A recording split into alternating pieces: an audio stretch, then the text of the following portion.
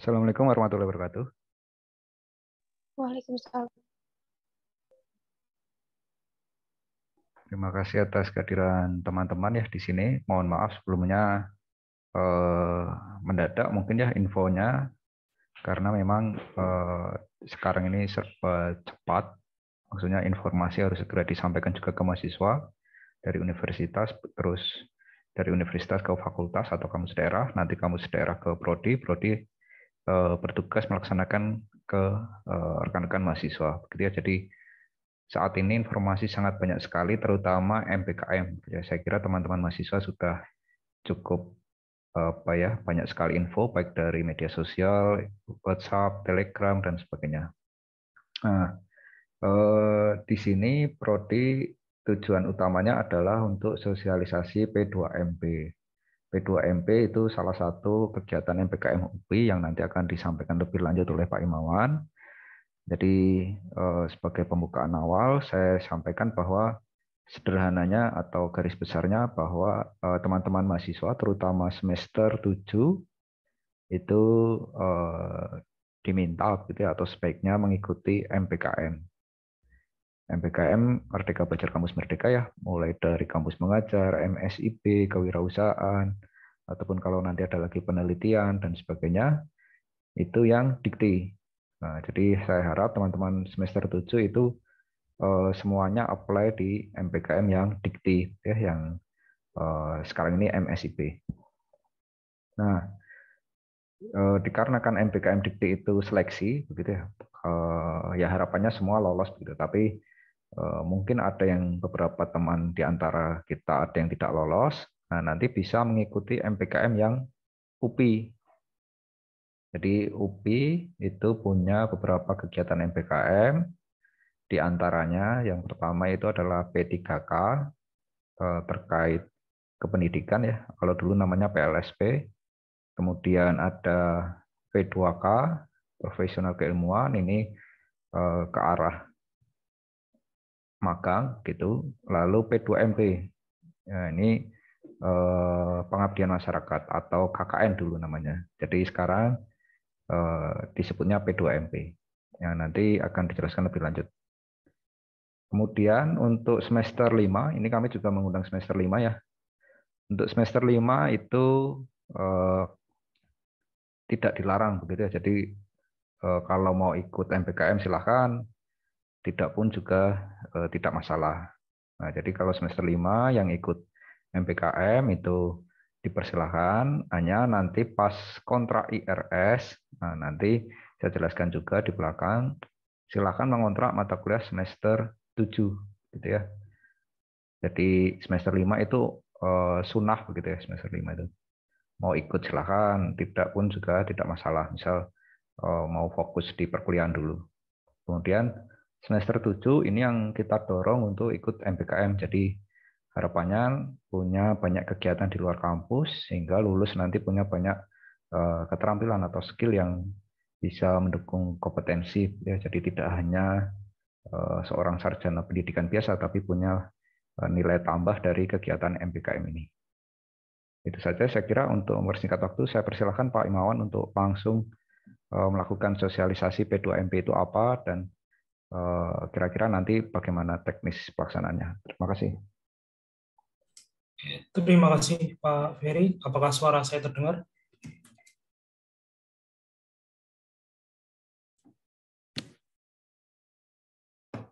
Halo, apakah suara saya terdengar? Terdengar, Pak. Terdengar. Oke. Izin share screen ya.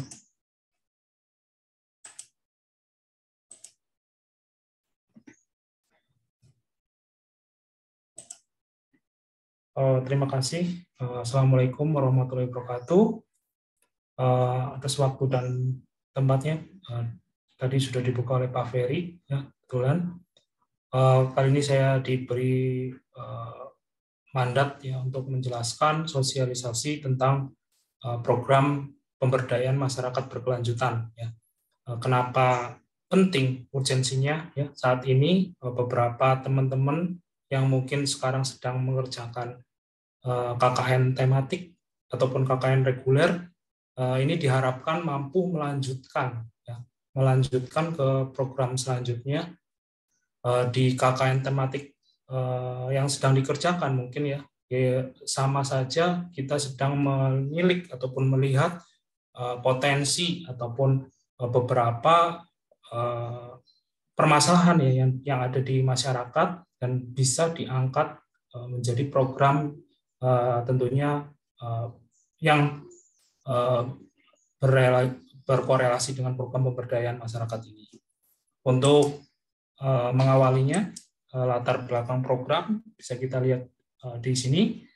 MBKM dapat dilakukan di luar ataupun di dalam kampus. Ya, ada beberapa program yang bisa diikuti. Mungkin di teman-teman PGSD dan PG PAUD ya ada kampus mengajar. Ya. Kalau di SIK dan di PKP itu sering sekali mahasiswa mengikuti program MSIP ataupun magang studi independen bersertifikat. Itu poinnya ataupun itu korelasinya itu sama ya. Kemudian selain itu ya, dari UPI sendiri itu mewadahi program lain yang pada dasarnya mempunyai nilai konversi yang sama yang bisa didapat melalui program yang istilahnya langsung menuju ke masyarakat. Contoh ya adalah program MBKM ini yang dilakukan di luar kampus, tentunya berkorelasi dengan KKN tematik, tapi di luar KKN tematik ya, bisa dibilang lanjutan dari KKN tematik. Bisa juga berkorelasi dengan program pembangunan desa ataupun program membangun desa juga bisa. Dan topik-topik yang diangkat itunya tentunya yang in ataupun yang dibutuhkan oleh masyarakat di desa tersebut. Kemudian KKN tematik ya menjadi alternatif sebagai program MBKM ya, walaupun ini dilakukan setelah selesai melakukan KKN ya, ataupun setelah ini, karena KKN itu sendiri ada penilaian tersendiri di situ ya, atau bisa dibilang KKN itu memiliki dilakukan dulu baru dilanjutkan dengan program pembangun desa ya, ataupun program pengembangan desa ini. Kemudian program pemberdayaan masyarakat berkelanjutan ya, P2MB ini bobotnya itu tentunya lebih besar ya, karena beberapa program kerjanya tentunya lebih spesifik dan lebih padat dibanding dengan KKN tematik ya, yang memang di kurikulum itu menjadi mata kuliah yang wajib ya untuk seluruh mahasiswa UPI. Kemudian untuk jumlah SKS yang akan dikonversi di sini itu kurang lebih ada 20 SKS, itu tidak kurang dan tidak lebih ya. Terutama difokuskan untuk semester 7 ini ya. Kemudian semester 5 itu boleh ikut, tapi memang di sini tidak wajib ya. Boleh ingin kuliah saja misalnya ataupun ingin mengikuti program ini, karena memang dari UPI-nya sendiri memandatkan untuk mahasiswanya minimal sekali untuk melakukan program MBKM ya, ataupun Merdeka Belajar ini. Kemudian tujuan P2MB ini sebenarnya adalah untuk mewadahi mahasiswa untuk mendapatkan pengalaman belajar ya di luar dari program studi ya. Sama halnya dengan MSIP, dengan kampus mengajar ya. Itu sama seperti itu, dan pada dasarnya proses pengambilan pengalaman ini itu dari masyarakat ya, dari kehidupan bermasyarakat. Jadi lebih banyak permasalahan yang diambil itu dari topik-topik yang sedang in di masyarakat. Contohnya mungkin beberapa tahun ke belakang ya, itu COVID ya yang sedang in, bisa mengambil tema atau topik yang berkaitan dengan pencegahan ataupun penanganan COVID. Itu belakang ya. Kalau untuk sekarang mungkin masa-masa yang menuju normal ya, menuju normal. Kemudian tujuan yang lain adalah meningkatkan rasa tanggung jawab mahasiswa sebagai komponen bangsa yang strategis melalui program nyata ya. Contohnya lanjutan dari program KKN tematik yang tadi. Kemudian kegiatan ini ya adalah sarana untuk memperoleh refleksi bagi pengguna lulusan ya.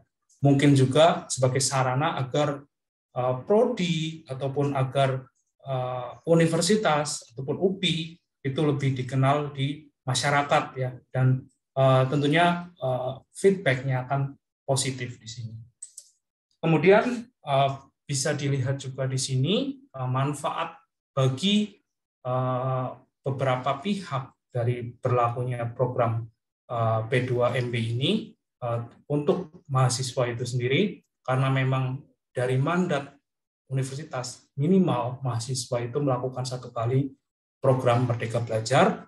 Ini menjadi salah satu alternatif ya, walaupun prioritas yang kita inginkan tentunya adalah mahasiswa mengikuti program MBKM yang terdaftar di Kemenristek ya, ataupun Dikti. Jadi prioritaskan yang Kemenristek atau Dikti dulu, baru jika sudah tidak memungkinkan ataupun sudah tidak tahu mau kemana lagi ya, bisa kita libatkan pada program ini, ataupun mahasiswa secara swadaya ya membuat proposal yang kira-kira berkorelasi dengan permasalahan di masyarakat. Permasalahan itu tentunya didapat dari setelah KKN tematik yang sedang dijalankan ya. Itu untuk bagi universitas sendiri tentunya mencapai indikator kinerja utama ya, karena sekarang yang menjadi target utama ya untuk IKU ini ya, dimanapun universitas manapun, apalagi UPI adalah PTNBH ya, persaingan itu tidak sudah ranah level yang lebih tinggi saya kira. Kemudian ada kriteria umpan balik kepada universitas tentang kebutuhan masyarakat, terutama bagi calon pendidik tentunya nantinya. Kemudian sarana membangun kemitraan.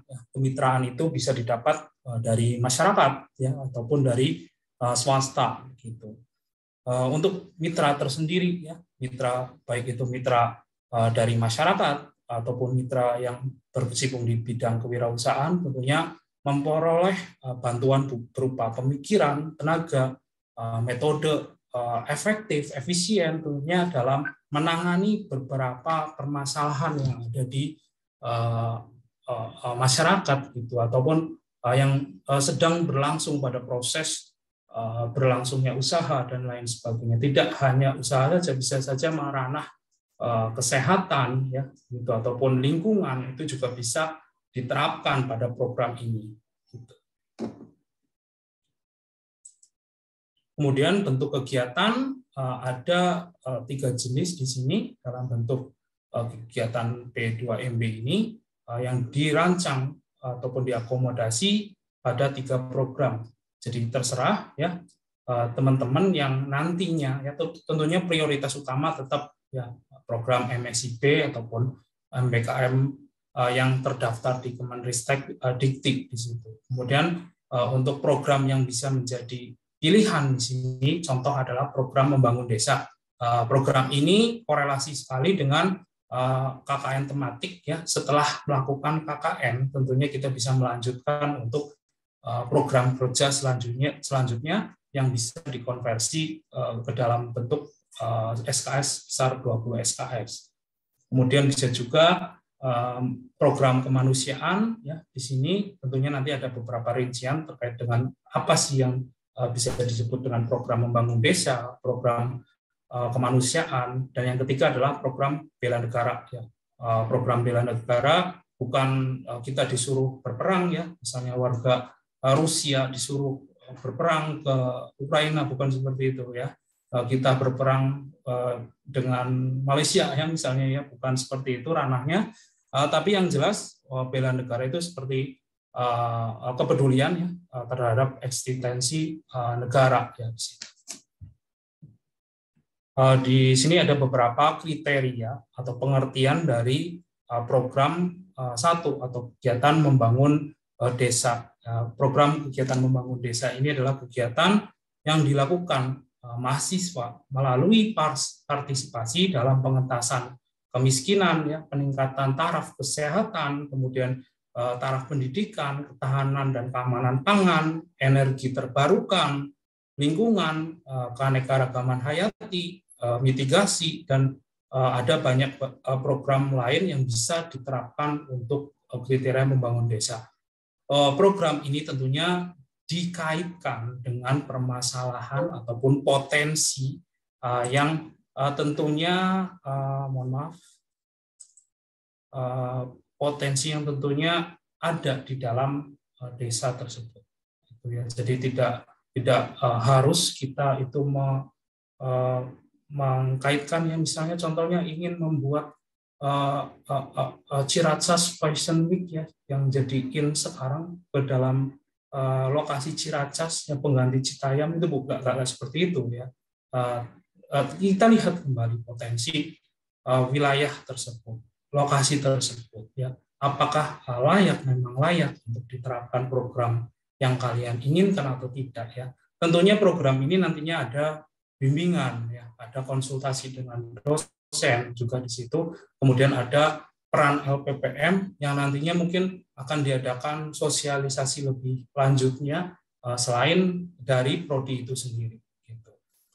Kemudian untuk jenis program bisa kita lihat ada contoh, ya, ini KKN Posdaya itu sejak zaman saya kuliah, ya, ini sampai sekarang itu masih in. Tapi mungkin ada tipe jenis baru itu mungkin bisa dibentuk, ya, dibentuk lagi, misalnya ingin membentuk kawasan fashion Ciracas, ya, ataupun tak-takan seperti kita lihat, ya, yang lagi viral sekarang, ya, itu mungkin bisa dikorelasikan.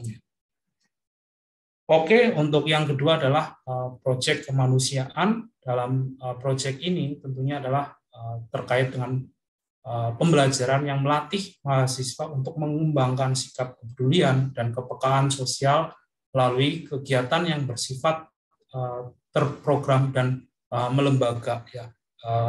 Program ini saya kira banyak sekali berkorelasi dengan kebutuhan manusia, ya. Tentunya sandang, papan, pangan, ya, dan kesehatan dan lain sebagainya. Saya kira juga bisa diberi irisan, ya, dari program ini.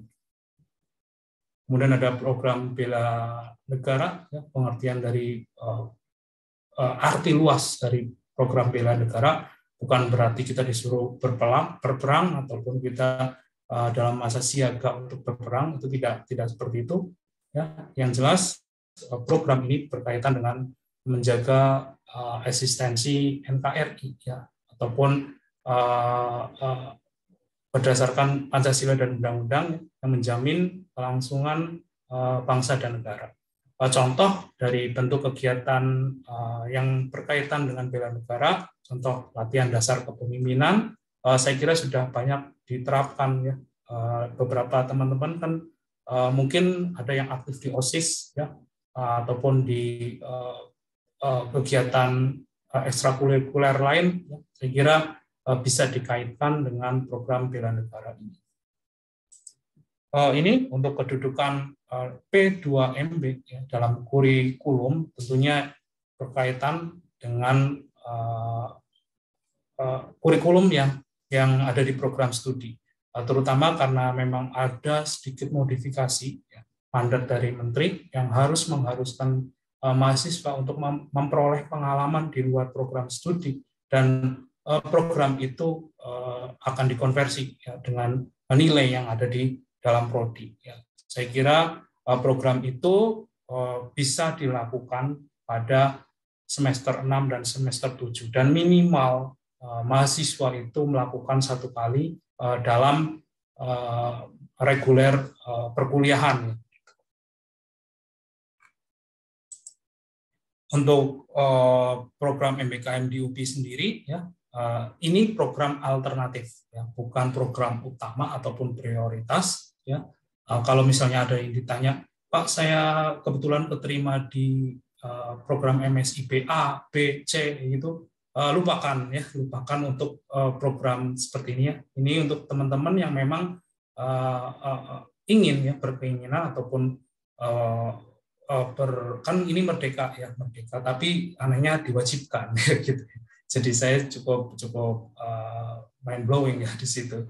Tapi mudah-mudahan bisa diikuti ya untuk MBKM. Tapi tidak tahu ke depannya nanti di tahun 2024 kan rezimnya akan berganti ya.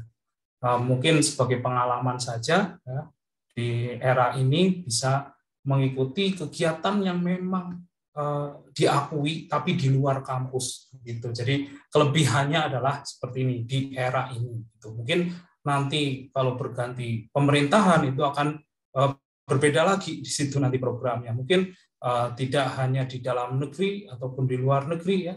Mungkin juga melibatkan program-program lain ya yang lebih unik dan baru-baru lagi. Untuk MBKM di tingkat universitas ya, itu ada contoh, ada program penguatan profesional pendidikan P3K, ada program pemberdayaan masyarakat berkelanjutan, contohnya adalah ini, ya. Kemudian ada program kreatif dan kewirausahaan, ini contohnya ya, programnya. Nanti mungkin di LPPM nanti akan ada sosialisasi yang lebih lanjut, ya, gitu. Tapi pada dasarnya basicnya adalah program ini lanjutan dari KKN tematik, ya. Jadi nanti buat per kelompok, ya. Buat kelompok, kemudian dilanjutkan dengan membuat proposal dan mengangkat tema-tema yang sifatnya adalah bermasyarakat ya, ataupun mengangkat permasalahan yang ada di masyarakat tadi.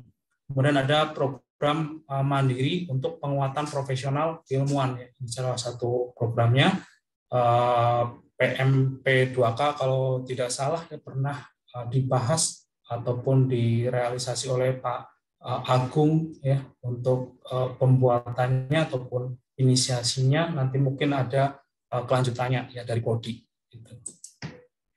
Ini ada beberapa pengakuan pengalaman belajar pada program P2MB, pengalaman belajar dari program membangun desa ini ya, merupakan rangkaian kegiatan yang dirancang oleh kelompok mahasiswa secara kolaboratif, tentunya dalam ranah bimbingan oleh dosen ataupun dosen di dalam prodi. Ya.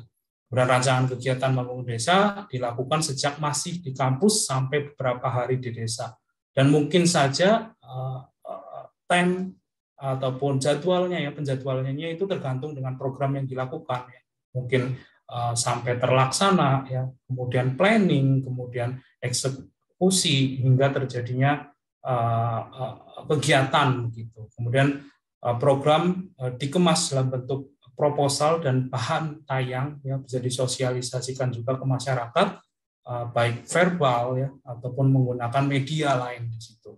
Kemudian setelah tersosialisasi kegiatan direncanakan satu persatu, kemudian dilaksanakan ataupun dievaluasi.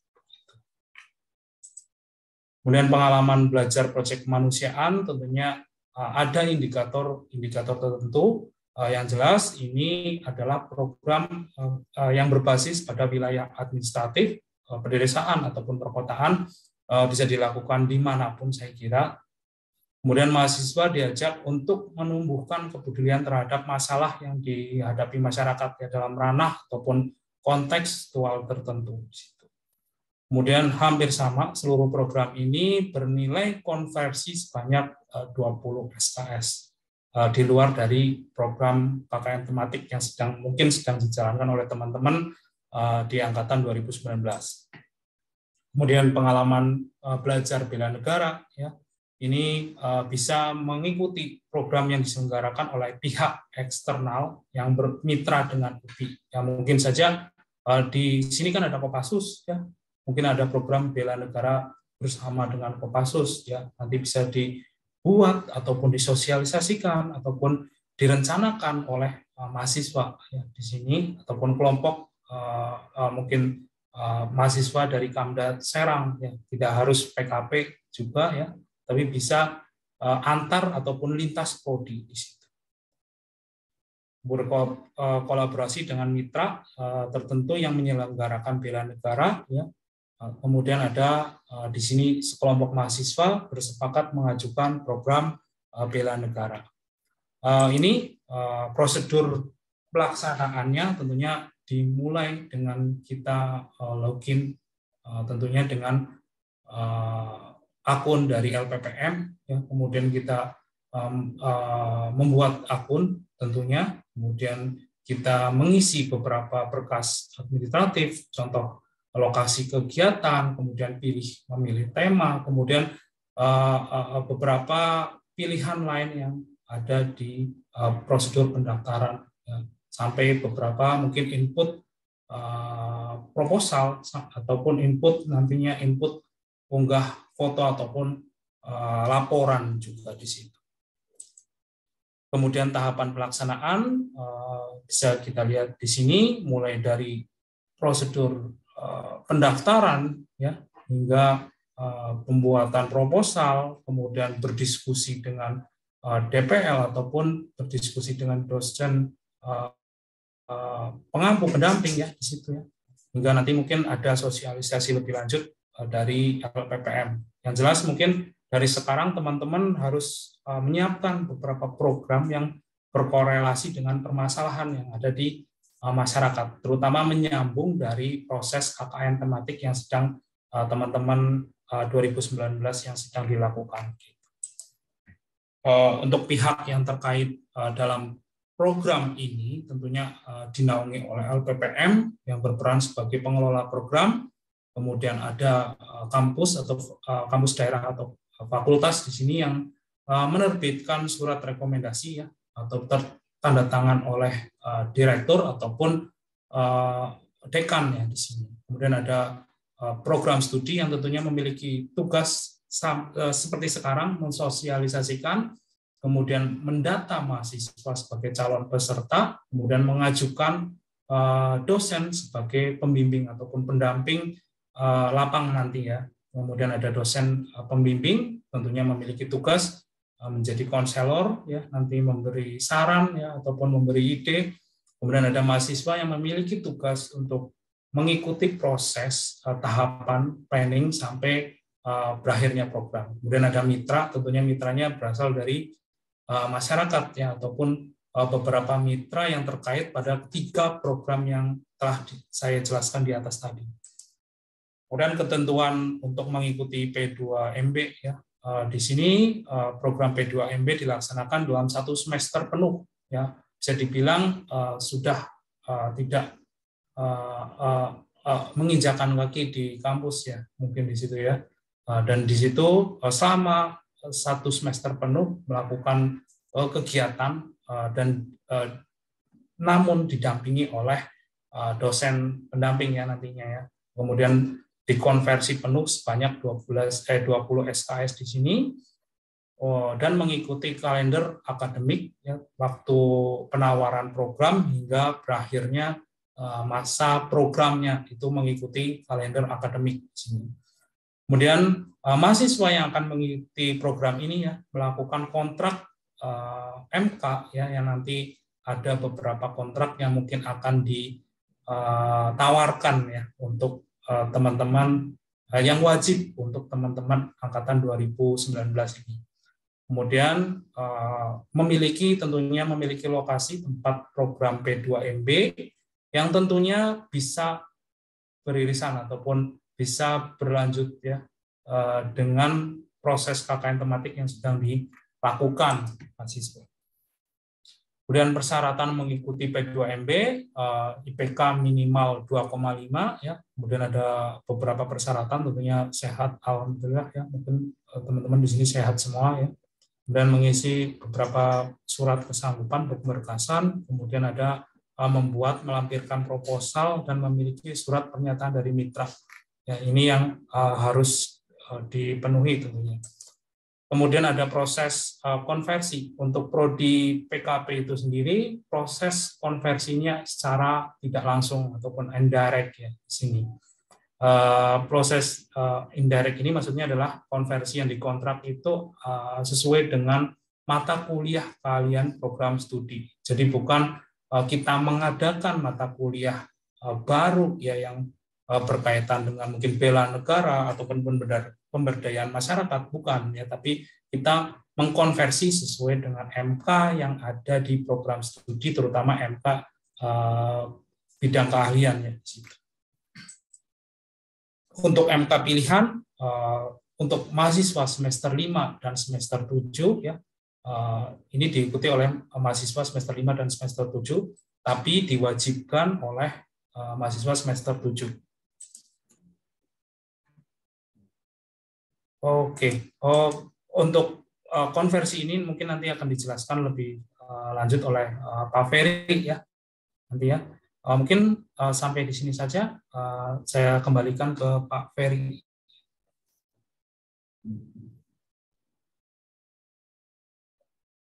Baik, terima kasih Pak Imawan. Jadi ada banyak info ya, mungkin pusing mungkin ya, atau masih belum paham. Jadi secara garis besar itu MPKM itu ada MPKM Dikti dan MPKM UPI ataupun MPKM program studi atau mandiri ya. Jadi ada 3. Nah, MPKM Dikti itu seperti kampus mengajar, kemudian magang dan studi independen, kewirausahaan dan sebagainya yang teman-teman sudah pernah apply gitu ya, dan sekarang mungkin sedang dalam proses. Kemudian MPKM yang dilaksanakan oleh UPI atau yang dikelola oleh UPI itu ada P2MP ini salah satunya ya. P2MP ini sederhananya pengabdian masyarakat begitu ya. Di P2MP itu ada 3 kegiatan.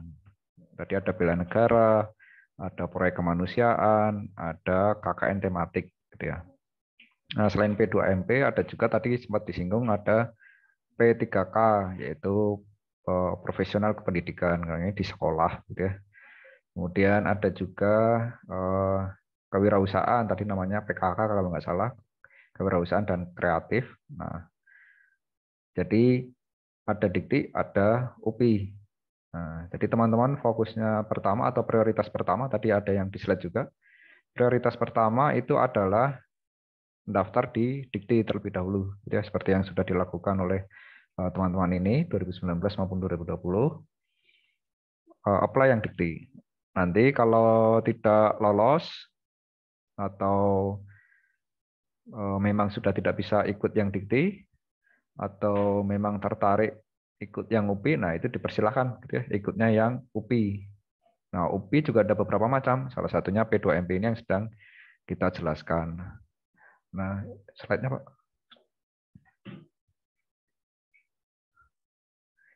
Nah, jadi tadi ya, semua kegiatan MPKM, termasuk sekarang ini yang atau yang kemarin begitu ya, semuanya itu nanti dikonversi ke 20 SKS. Nah, dalam beberapa kasus saat ini mungkin teman-teman ada yang masih ikut kuliah ataupun nilai belum muncul. Nah, itu case by case begitu ya. Jadi tiap kasus atau tiap angkatan itu beda-beda ceritanya. Jadi kalau untuk 2019, terutama 2019 ya, itu memang masa transisi, gitu ya, masa transisi dari kurikulum yang lama menuju ke kurikulum yang mengakomodasi kegiatan MPKM. Jadi waktu kalian MPKM masih ada yang ikut kuliah, gitu ya. Nah, kemudian yang kemarin sempat timbul pertanyaan ataupun diskusi, begitu ya. Jadi konversi KKN. Nah, KKN itu juga dikonversi, tapi yang menginput nilai itu bukan oleh program studi, gitu ya. Jadi oleh LPPM karena ada istilah KKN rekognisi, begitu ya. Jadi semua mata kuliah yang dikontrak kemarin itu dikonversi. Jadi tidak perlu khawatir nilai saya kok ini sampai sekarang belum muncul, jangan-jangan tidak dikonversi, bukan seperti itu ya. Jadi memang untuk beberapa mata kuliah seperti KKN itu nilai itu bisa diinput kapanpun gitu ya, oleh LPPM. Jadi tidak mesti harus sekarang. Dan kalaupun tidak diinput itu tidak dihitung, jadi tidak akan mengurangi IPK begitu ya. Kan tidak ditulis 0 atau E begitu ya. Jadi tidak perlu khawatir kalau belum muncul. Nah, yang perlu khawatir itu kalau nilainya belum keluar ketika mau ujian sidang. Nah, itu baru khawatir. Tapi kalau masih lama ya tidak perlu khawatir. Insya Allah Prodi sesuai komitmen di awal bahwa kita akan memberikan konversi ke 20 SKS gitu ya. Itu yang dipegang. Nah, Untuk semester depan sama seperti semester kemarin, yaitu konversi ke 20 SKS. Ini untuk semester 5, terutama yang ikut ya, atau yang sudah dinyatakan lolos atau sedang dalam proses menunggu hasil begitu ya. Nah, kalau semester 7 kan memang disarankan untuk ikut semua MPKM, baik yang Dikti ataupun yang UPI. Nah, slide berikutnya, Pak.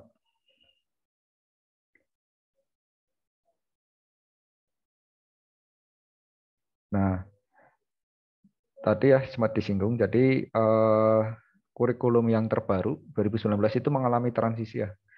Begitu juga 2020, cuma 2020 tidak terlalu terasa perubahannya. Yang paling terasa adalah 2019. Jadi untuk 2020 atau semester 5 tahun ajaran depan ya, itu tidak wajib MPKM, tapi kalau berminat atau ingin ikut dari sekarang diperbolehkan.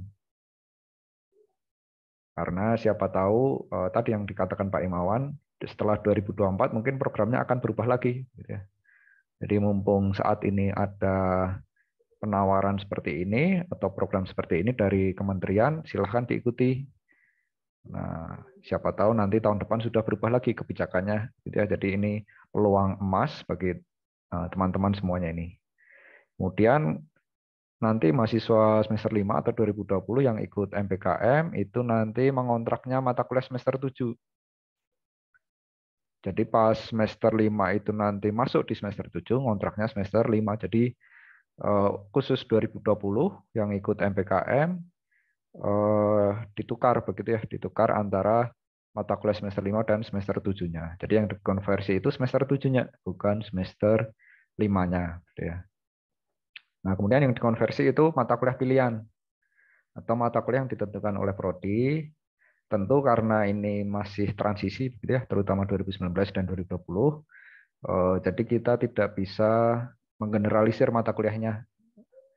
Jadi bisa saja angkatan 2019 dan 2020 itu berbeda mata kuliah yang akan dikonversi. Begitu juga nanti ke 2021 dan seterusnya. Jadi setiap angkatan sampai saat ini itu masih dalam masa transisi, terutama untuk MPKM.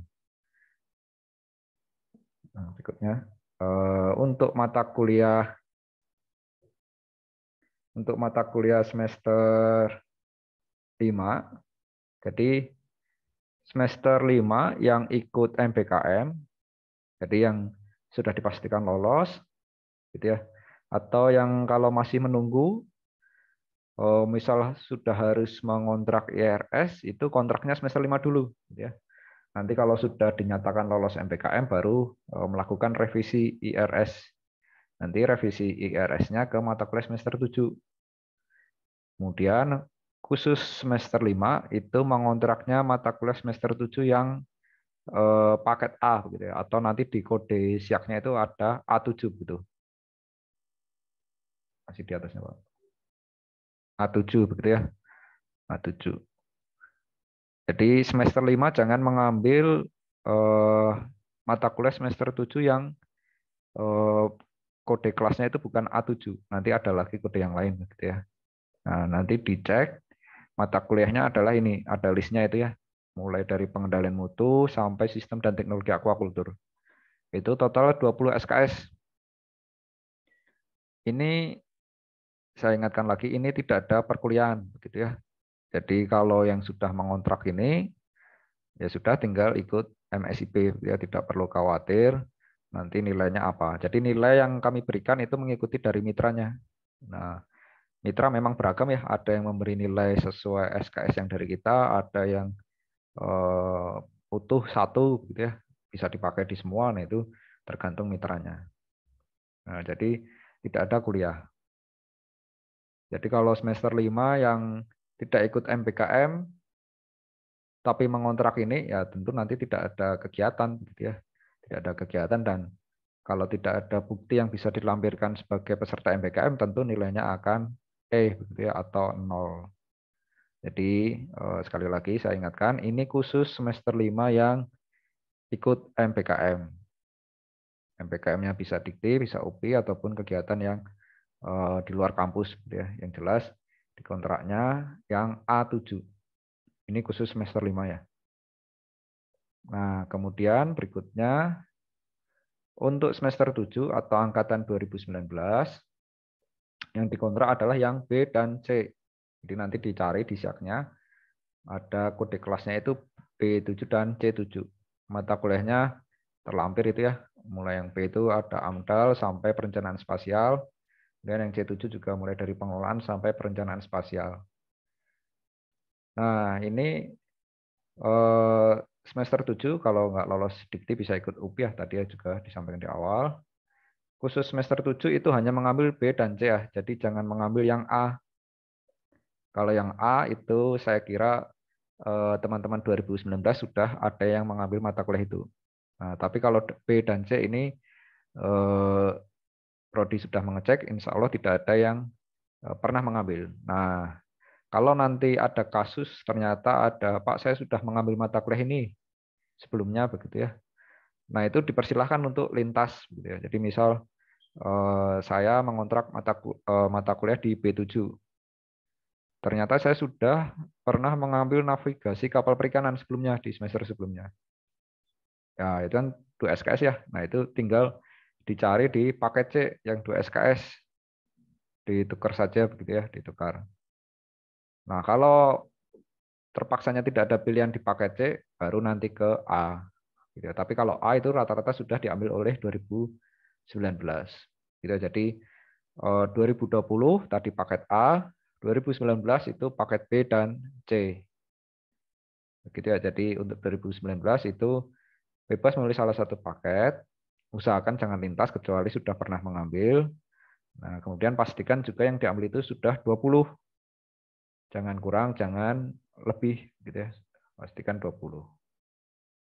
Nah, sama ini juga tidak ada perkuliahan. Tidak ada perkuliahan. Jadi bagi semester 7 yang misal tidak lolos dikti, ya segera cari informasi MPKM UPI. Atau bisa tanya ke dosen PA-nya atau ke Kaprodi, Pak, kapan pendaftaran yang MPKM UPI dan sebagainya gitu ya. Nah, jadi jangan menunggu, mahasiswa harus proaktif di tengah informasi yang sangat banyak sekali ini ya. Gitu, jadi harus dipetakan mana MPKM Dikti, mana MPKM UPI, kemudian tanggal-tanggalnya. Nah, jadi untuk ini nanti 20 SKS juga. Jadi tidak perlu khawatir. Ini sudah tidak ada perkuliahan gitu ya untuk 2019. Begitu juga 2020 yang ikut MPKM. Nah, saya kira itu dulu dari saya dan Pak Imawan. Silahkan jika ada pertanyaan bisa langsung raise hand ataupun tulis kolom di chat. Ya, jika ada pertanyaan, silahkan Safa. Safa dulu, silahkan. Ya Pak, izin bertanya Pak. Ya. Maaf Pak, atas keterlambatan masuk tadi mungkin ada informasi yang ketinggalan Pak. Apa gini Pak, bingungnya misalkan dari MPKM Dikti kan sampai sekarang ada beberapa yang belum dikonfirmasi ya Pak lulus atau tidaknya. Nah, sedangkan ILS kita udah mulai buat misi seperti itu Pak. Nah, baiknya itu gimana ya Pak? Apa ngisi ILS dulu, terus nunggu dari MPKM Dikti buat nanti misalkan tidak lolosnya baru MPKM UPI seperti itu. Bingungnya alurnya seperti itu Pak. Ya. Ya, terima kasih Safa.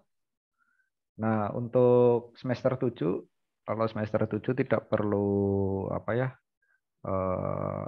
ragu untuk mengontrak IRS ya. Jadi tinggal pilih yang paket B atau paket C.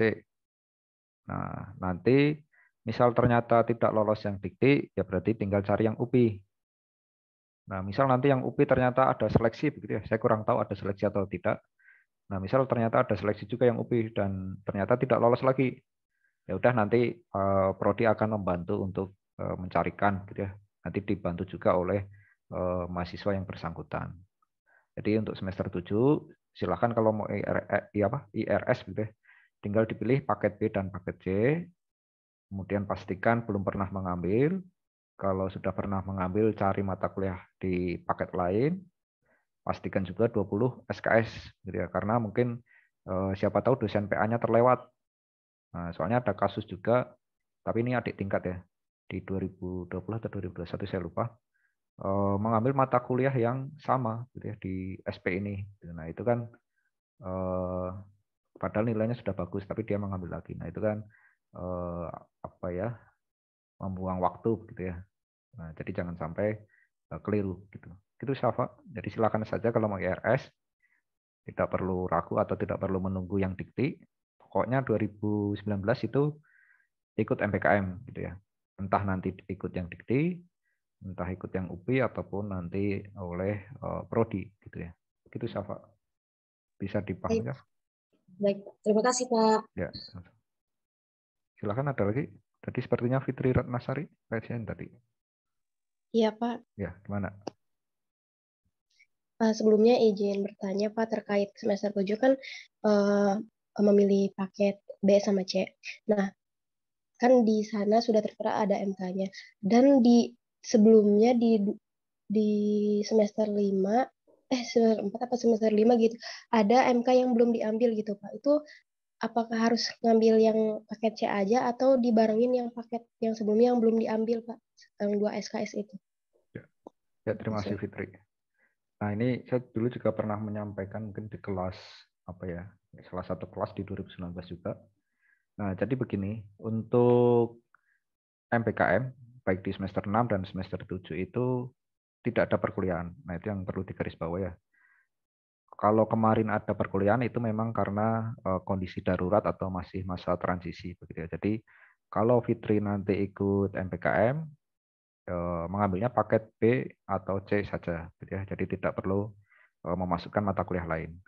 Nah, terkait mata kuliah yang belum diambil itu nanti dilihat di akhir begitu Fitri. Jadi nanti pas Fitri masuk semester 8 dilihat dulu itu apa SKS-nya sudah berapa? SKS-nya sudah berapa tanpa skripsi. Dan skripsi itu 6 SKS gitu ya. 6 SKS. Jadi Fitri paling enggak semester 8 itu sudah menempuh berapa itu? 144 kurangi 6 138 ya. Nah, jadi paling enggak sampai semester 8 itu sudah 138 SKS. Nah, kalau sudah ditambah skripsi sudah dapat 144, ya berarti mata kuliah yang tadi tidak perlu diambil. Begitu kebijakan untuk 2019 ya, karena memang masa transisi. Begitu Fitri. Baik Pak, berarti tidak diambil ya Pak ya? Ya, betul. Yang dikontrak hanya paket B sama C. Ya. Terima kasih atas penjelasannya. Ya. Silahkan, ada lagi? Mungkin yang magang ke Jepang, silakan kalau ada yang tanyakan. Ya.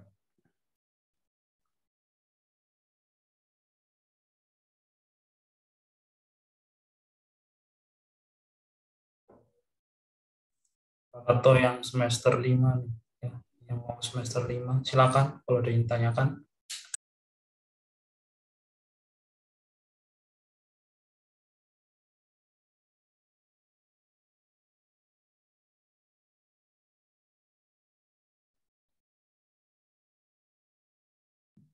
Sepertinya sudah sangat jelas mungkin Pak. Karena jadi saya sedikit mengulas atau mengulang ya beberapa poin. Jadi intinya kalau pas MPKM itu memang tidak ada perkuliahan. Berarti juga tidak ada ujian sidang. Ya, jadi untuk teman-teman yang ikut MPKM tidak perlu mengontrak juga ujian sidang ataupun mengontrak skripsi. Nah, itu nanti ya di semester 8 atau semester saat tidak mengikuti MPKM. Jadi bagi teman-teman semester 7 silahkan fokus saja di MPKM, ya, kegiatan di luar kampus. Karena itu nilai plus yang saya menurut Bapak itu sangat luar biasa, gitu ya. Nanti setelah lulus itu untuk portofolio teman-teman ini sangat bagus, begitu. Nah kalau zaman saya sama Pak Imawanan lulus ya paling portofolionya apa ya? Jadi panitia paling atau aktivis kampus, gitu. Asisten praktikum. Nah itu kan standar ya, dan kadang juga tidak ada bukti bukti resminya. Nah kalau teman-teman ini kan Begitu lulus, terutama yang MPKM Dikti ataupun yang MPKM yang UPI, nanti kan punya semacam sertifikat begitu atau pengakuan pernah bekerja di industri, atau pernah studi independen, atau pernah kampus mengajar, atau P2MP. Nah, itu menjadi nilai tambah bagi rekan-rekan semua ini. Jadi kesempatan yang bagus untuk dilewatkan. Ya, silakan Muhammad Zaki Hanafi. Iya Pak, izin masuk. Izin bertanya juga Pak, untuk kita yang magang ke Jepang yang akan pulang di bulan Oktober, kita takutnya Pak, kita pasti tidak bisa daftar untuk MBKM yang Dikti.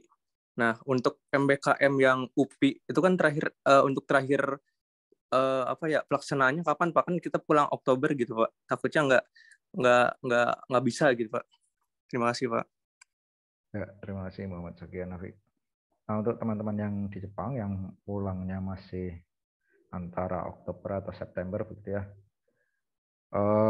Mungkin yang pertama, kalau apply yang Dikti gitu ya. Misal ikut yang Dikti, kan nanti biasanya kalau nggak salah ada wawancara atau tes gitu ya. Nah, nanti disampaikan aja kalau memang posisi sedang di Jepang, jadi nanti mengikutinya terlambat. Nah, tapi kalau memang tidak ikut yang Dikti karena dirasa tidak bisa atau tidak memungkinkan dari segi waktu, ikut yang UPI. Nah, kalau untuk UPI sendiri sampai saat ini belum ada jadwal resmi, gitu ya. Jadi belum ada jadwal pastinya kapan akan dibuka ataupun kapan akan ditutup. Nah, jadi yang UPI ini sebenarnya kalau ini menurut saya sendiri ya, menurut saya pribadi, itu seperti menunggu yang Dikti selesai dulu. Jadi kalau yang ini kan sedang berlangsung nih MSIP. Nah, nanti setelah MSIP ini pengumuman, nah kemungkinan setelah itu baru dibuka yang UPI. Jadi yang UPI ini akan menerima teman-teman yang tidak lolos di MSIP ataupun tidak bisa mengikuti MSIP karena faktor lain. Nah, itu bisa ikut yang UPI. Nah, tapi kalau nanti ternyata jadwalnya itu juga dirasa sulit begitu ya bagi teman-teman yang di Jepang ini, ya sudah berarti nanti ikut yang mandiri atau prodi. Berarti nanti koordinasi lagi dengan Kaprodi ataupun saya atau Pak Imawan begitu ya. Nanti kita komunikasi lagi baiknya seperti apa. Kalaupun magang sendiri, nanti menyusun dokumen dan sebagainya, dokumen kerjasama ataupun dokumen implementasi kegiatan.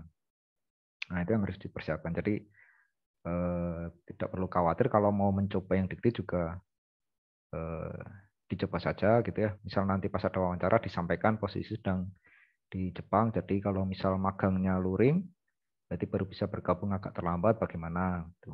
Nah, kalau nanti ada jadwal yang UPI, nanti saya kirim juga. Gitu ya. Jadi nanti akan prodi infokan kapan pembukaan magang yang atau kegiatan MPKM yang UPI. Gitu ya. Nah, begitu lagi bisa dipahami jawaban saya. Baik Bapak, dapat dipahami. Terima kasih. Ya, jadi intinya kalau sudah coba Dikti nggak lolos, coba yang UPI. Kalau masih nggak lolos, ikut yang prodi. Tapi kalau ternyata yang jadwalnya susah, gitu ya, jadwalnya sulit, Pak, ini kayaknya nggak mungkin kita bisa ikut ataupun bisa mengurus persyaratan karena di Jepang sibuk, gitu ya. Jadi ya sudah fokus saja nanti setelah pulang. Nah, setelah pulang balik ke Indonesia nanti langsung menemui prodi, ya langsung menemui prodi, segera mengurus bagaimana kelanjutannya. Yang jelas kontrak juga diurus ya, kontrak IRS-nya. Begitu Zaki. Ada lagi yang lain?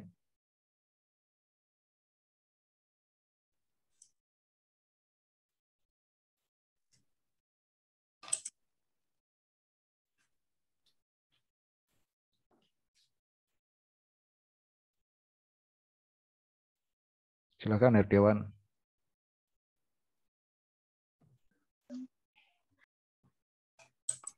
Iya Pak, terima kasih atas kesempatannya Pak. Izin tanya Pak, kan saya udah lulus yang magang ke Jepang itu Pak. Nah itu kalau di suratnya saya kan berangkat Oktober dan pulangnya Oktober tahun depan, Pak. Nah, itu kan kurang lebih 2 semester ya, Pak. Nah, pas nanti pulang itu pas nanti di sana itu yang dikonversi semester mana aja ya, Pak? Ininya, Pak. Kepastiannya, Pak. Kan kalau untuk yang semester sekarang semester 7 ya, Pak. Nah, kalau untuk semester depannya gimana tuh, Pak? Ya, coba dibuka lagi slide-nya Pak Iman.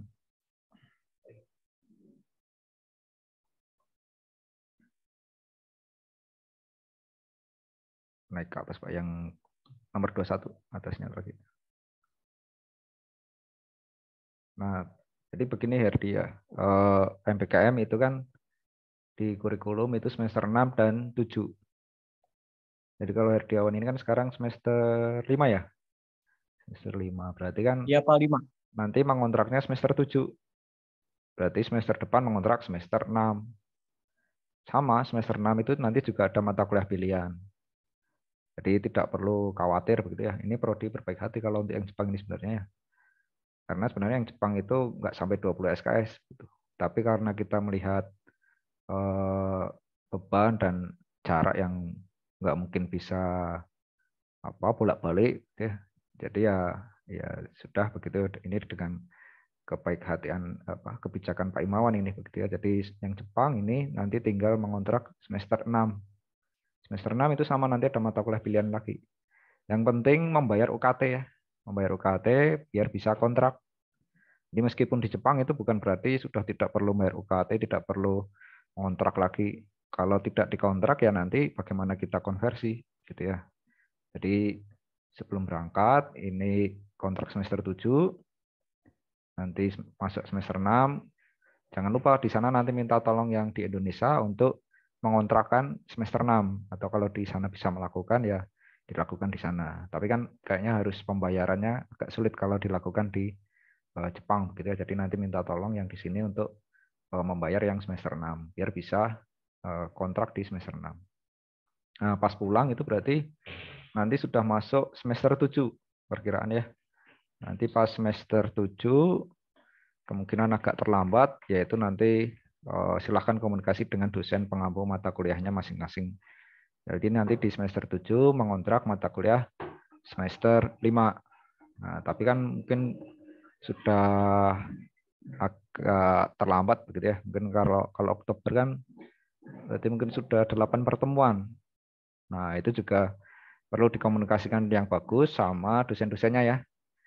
Jadi kalau untuk mata kuliah itu jangan ke kaprodi, tapi ke dosennya langsung ya, dosen pengampunya. Pak, saya masih di Jepang, jadi terlambat mengikuti bagaimana sebaiknya atau bagaimana solusinya. Sehingga nanti bisa pulang ke Indonesia langsung mengikuti join semester 7 atau semester 5, ikut adik tingkat nanti. Begitu Herdiawan. Baik Pak, terima kasih atas informasinya Pak. Ya. Satu lagi untuk yang Jepang ya, teman-teman yang Jepang dilarang cuti ya. Jangan mengajukan cuti ketika di Jepang. Kalau mengajukan cuti berarti UNIF sudah lepas tangan kalau ada sesuatu dan kita tidak memberikan konversi kalau seperti itu ya. Jadi kalau teman-teman yang di Jepang tetap kontrak, tetap melakukan registrasi atau pembayaran UKT selama masih berlangsung begitu, dan itu di tengah semester 1 sampai 8. Nah, jadi kalau mau cuti itu cutinya semester 9. Itu dipersilahkan. Jadi misal ternyata Herdiawan ini mungkin karena kerjanya bagus begitu ya, diperpanjang sampai tahun depannya lagi, sampai 2024 gitu ya. Misal kerjanya bagus diperpanjang lagi sampai 2024 dan Herdiawan menyetujui. Ya sudah, itu berarti konsekuensi yang harus diterima Herdiawan, nanti semester 9 mengajukan cuti. Tapi selama masih semester 8 itu harus kontrak gitu ya. Itu yang harus dipahami oleh teman-teman yang di Jepang. Jadi jangan cuti. Kecuali kalau sudah semester 9. Tuh, terus ini Baik, ada Pak, terima kasih. Ya, dari Risma. Kalau sudah mencapai 138 tidak perlu ambil MK yang belum diambil semester 6.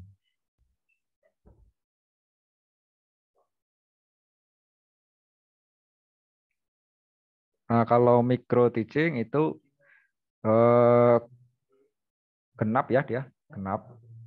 Jadi kalau genap kan itu sudah tidak ada MPKM. Kalau sudah tidak ada MPKM, nah itu berarti tetap perlu apa? Bukan tetap perlu, apa? Bisa mengambil mata kuliah gitu ya, Risma. Jadi kalau micro teaching itu di semester 8 kan Risma sudah tidak MPKM lagi. Nah, itu silakan diambil. Yang penting bukan yang penting karena micro teaching itu memang wajib ditempuh ya, gitu. Kalau MK lain, kalau misal mata kuliah apa ya, misal SPAI itu juga wajib. Pokoknya agama, bahasa Indonesia, matematika, bahasa Inggris, statistika, kemudian kalau pendidikan itu micro teaching, nah itu masih wajib, begitu ya, masih wajib. Tapi kalau yang lain itu sudah tidak perlu diambil, nggak apa-apa. Yang penting SKS-nya sudah memenuhi, gitu ya. Begitu, Risma. Jadi kalau semester 7 ini jangan apa, tidak perlu mengambil apapun, cukup yang paket aja. Nanti semester 8 tinggal mata kuliah yang memang belum tadi. Misal ternyata belum mengambil bahasa Indonesia selama ini, ya udah berarti harus ngambil bahasa Indonesia, gitu ya. Begitu, Risma. Ada lagi? Silahkan.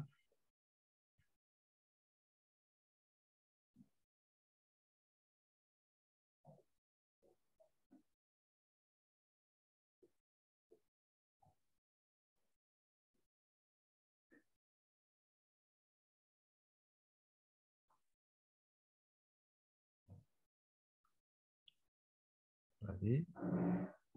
Silahkan, Monica. Baik, Bapak, punten izin bertanya. Ya. Kan untuk semester 7 ini full semuanya mengikuti MBKM ya, Pak. Tapi saya mengambil studi independen, Pak. Dan Ya. itu dirasa sedikit longgar gitu, Pak, jadwalnya. Apakah boleh saya menyicil untuk revisi proposal, bimbingan, atau melakukan penelitian gitu, Pak? Ya. Jadi bisa nyicil gitu, Pak, maksudnya. Ya. Untuk hal tersebut, gitu ya, misal ternyata MSIP-nya daring misal atau longgar seperti tadi ya yang disampaikan Monica. Nah itu dipersilahkan, gitu ya, dipersilahkan saja. Kalau mau ketemu dengan dosen, mau diskusi, mau perbaikan proposal yang dulu itu dipersilahkan. Mau mulai penelitian juga boleh. Yang penting jangan sampai mengganggu kegiatan MPKM-nya, gitu ya. Apalagi sampai nanti ada keluhan dari mitra ke UPI.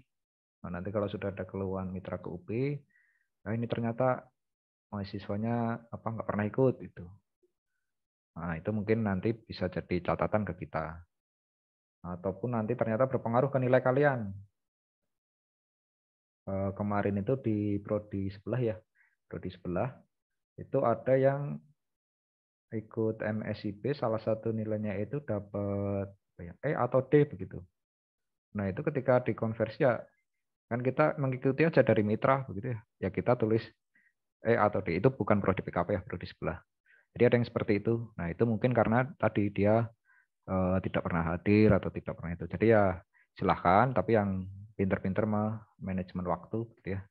Jangan sampai nanti malah niatnya apa mengerjakan tugas akhir tapi nilainya untuk konversi jadi jelek gitu. Apalagi kalau mitranya modelnya hanya nilai satu gelondongan gitu ya, nilainya hanya satu, misal C. Gitu. Wah, nanti prodi bingung ini ngasih apa gitu, ngasih C tapi kalau sampai 20 SKS kan lumayan itu. Itu nah, mungkin nanti ada pertimbangan dari prodi kebijakannya seperti apa. Gitu. Jadi intinya silahkan, tapi harus pintar-pintar membagi waktu. Jangan sampai nanti MPKM ini jadi apa ya berpengaruh ke nilai teman-teman. Karena ini nanti kan juga ke IPK ya. Gitu. Itu Monica. Baik, Bapak. Terima Ya, kasih. Berarti nggak apa-apa, Pak, tanpa sebelum SK dosen pembimbing turun gitu, Pak. ya nggak apa-apa kalau hanya sekedar Bimbingan. diskusi gitu ya. Ya insya Siap. Allah untuk SK nanti kita infokan lagi untuk 2019. Ditunggu saja. Baik, Pak. Terima kasih. Ada lagi yang lain?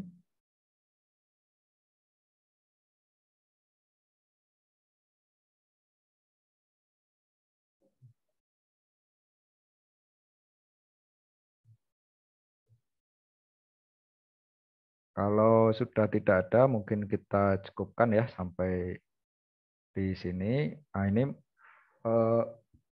sebagai laporan ke universitas. Ini mohon bantuan teman-teman untuk mengaktifkan videonya, begitu ya, untuk didokumentasikan sebentar, gitu ya. Mangga silakan untuk diaktifkan dulu kameranya. Oke, ya. Biar nanti laporan ke Pak ke Prof Didi ya, PR Wakil Rektor Pendidikan itu biar enak. Ini kita sudah melakukan sosialisasi. Teman-teman silakan untuk on cam.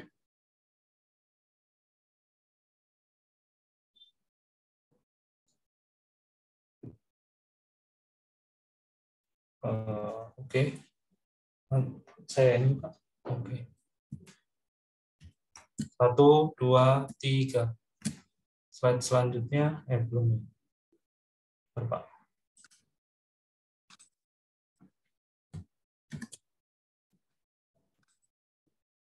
Untuk slide selanjutnya 1, 2, 3.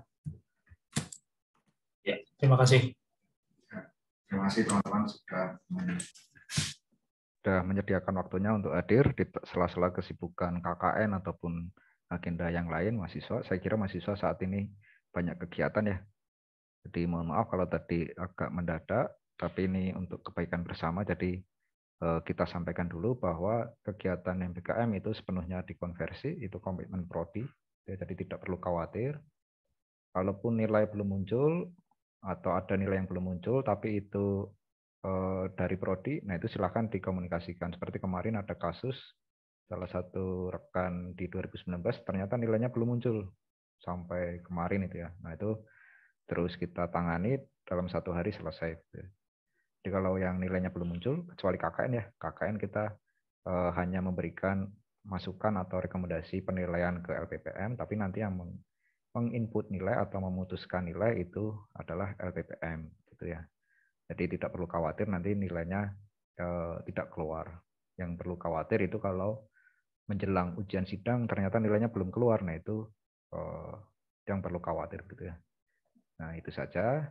Terima kasih. Semoga semuanya diterima baik di MBKM Dikti atau UPI ataupun yang mengikuti di luar kampus seperti yang ke Jepang atau semacamnya bisa berjalan lancar dan diberikan yang terbaik dan menjadi modal yang modal yang bagus buat karir kalian atau portofolio kalian setelah lulus dari program studi pendidikan kelautan dan perikanan. Jadi bukan sarjana pendidikan biasa-biasa saja, tapi punya nilai tambah yang mumpuni ataupun kompeten di bidangnya. Sekian dari saya. Kita cukupkan acara hari ini. Terima kasih. Mohon maaf kalau ada salah kata atau perilaku yang kurang berkenan dari saya dan Pak Imawan ataupun dari bapak-bapak dosen lainnya di PKP selama melayani MBKM. Jadi kalau ada yang minta surat, kalau kita agak lama merespon ya mohon dimaklumi, tapi insya Allah akan segera kita bantu. Kalau tidak ada kabar bisa diingatkan, tidak masalah gitu ya. Pak, surat saya belum diproses. Nah itu dikabari saja. Mungkin saya sama Pak Iman kadang kan ada agenda lain juga. Nah itu ya. Jadi harus proaktif. Nah sekian dari saya. Terima kasih. Wassalamualaikum warahmatullahi wabarakatuh. Waalaikumsalam warahmatullahi wabarakatuh. Terima kasih Pak.